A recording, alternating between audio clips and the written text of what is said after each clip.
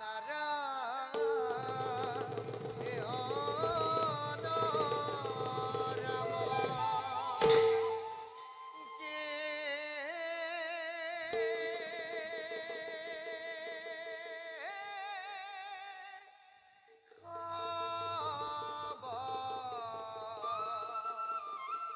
কে হরি রাম কে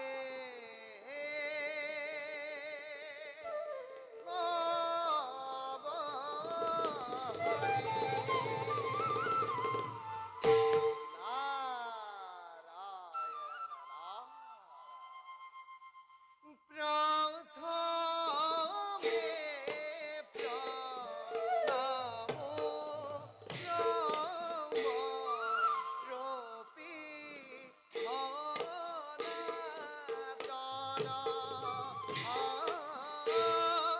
হরি বল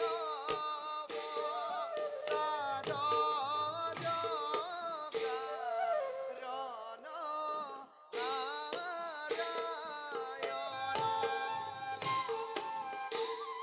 যোগে যোগে অবতার ধর খ্যাত যুগে যুগে অবতার ধরা অখ্যাত নারায়ণ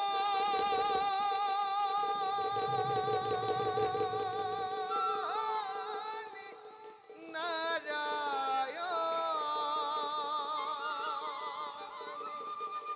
হরি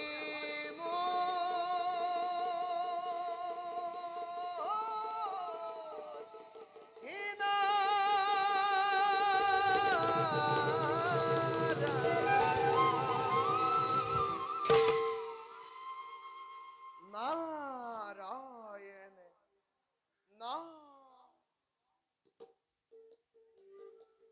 প্রভু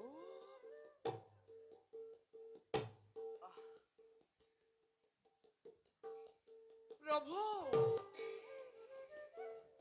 প্রভু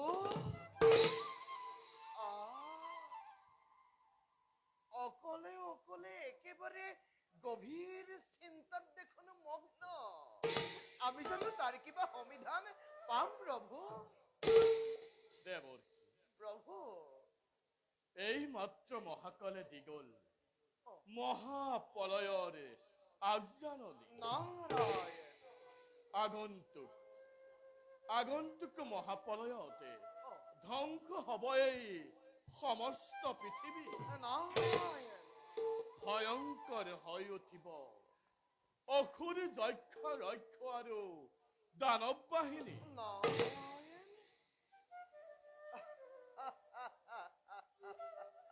হে জনাৰ্দন এইবিলাকে সংসাৰ কৰিবলৈ ৰুদ্ৰনো কিমান সময়ৰ প্ৰয়োজন কাৰণ দুষ্টকে দমন শান্তক পালন অৱশ্যে কৰিবই লাগিব দেৱৰ্ষি প্ৰভু তুমি কথাটো বৰ পাতলকৈ চিন্তা কৰিছা কাৰণ ধ্বংস হৈ যোৱা পৃথিৱী পুনৰ সৃজন কৰাটো কিন্তু ইমান সহজ নহয় দেৱৰ্ষি অৱশ্যে ঠিকেই প্ৰভু এই মহাপ্ৰলয়তে পৰি কোনো কতো বাচি নাথাকিব কিন্তু দেৱৰ্ষি কিন্তু প্ৰভু মহাকালে কৈ গল মহাকালে কি কৈ গ'ল প্ৰভু এই মহাপ্ৰলয়ৰ মাজত জীয়াই থাকিব জীয়াই থাকিব একমাত্ৰ ৰাজা সত্যবত মোৰ প্ৰাণী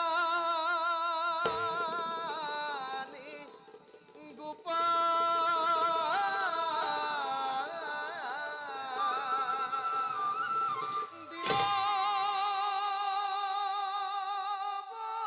দীনবন্ধু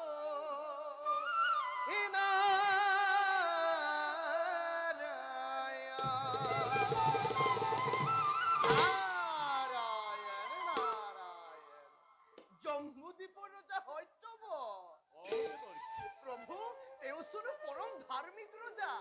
তেওঁ দ্বাৰা এই বিনন্দীয়া সৃষ্টি ৰক্ষা কৰিব পাৰিব। কিন্তু কেনেকৈ দেৱৰ্ষী? তেন্তে শুনক প্ৰভু, কোৱা দেৱৰ্ষী। মহাপ্ৰলয় আৰম্ভ হোৱাৰ আগতেই প্ৰয়োজনীয় সকলোবোৰ বস্তু সংগ্ৰহ কৰি ৰাখিবলৈ কওক।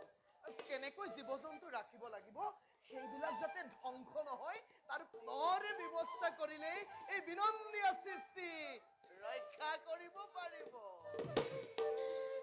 আমিও তাকেই ভাবিছো দেৱৰ্ষী। নাৰায়ণ। কিন্তু দেৱৰ্ষী, প্ৰভু, মাজে সময়ে এনেদৰে দিহা পৰামৰ্শ দিবলৈ আহি থাকিবা কিন্তু। নিশ্চয় প্ৰভু। এতিয়া প্ৰভু, এই বাৰ্তা দেৱ আৰু নৰ সমাজত তুমি কৰাগৈ প্ৰচাৰ। নাৰায়ণ। নিশ্চয় প্ৰভু, তোমাৰ লীলা বুজিবৰ এই জগতৰে কাৰোৱে শক্তি নাই। অনন্ত অসীম মহিমাময় দীনবন্ধু হে হৰি, তোমাৰ কি যে বিচিত্ৰ লীলা। তোমাৰ লীলা চাই চাই ধন্য হব এই নিক্ষিণ নাৰদ। বাৰু জনাৰ্দন, পুনশ্চবাৰ শত সহস্ৰ কোটি প্ৰণিপাত জনাই ডাকে প্ৰভু মাগিছো বিদায়। ঈশ্বৰ পৰম বিষ্ণু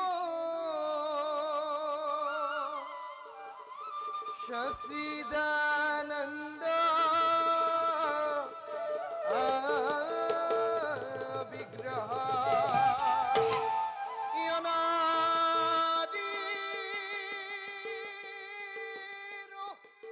গোবিন্দ শরীব করণ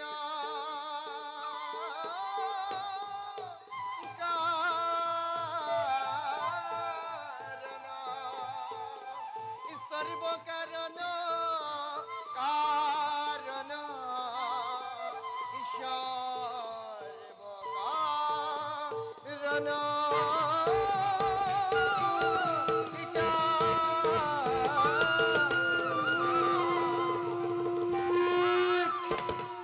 গোবিন্দাই হে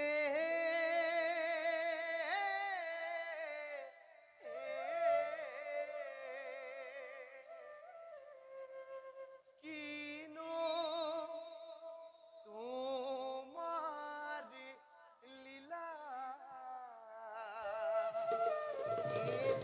তোমারি গুণ গাই গাই ভুরু নাই বনা এ হাততে বিনা বজা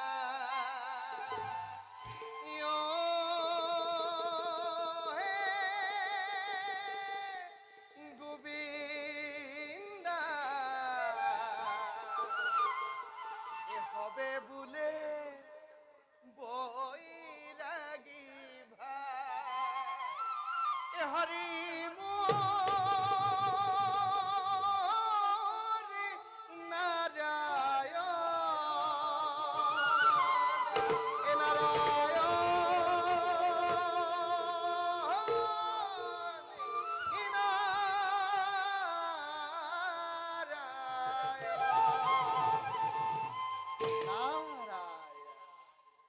হরি রাম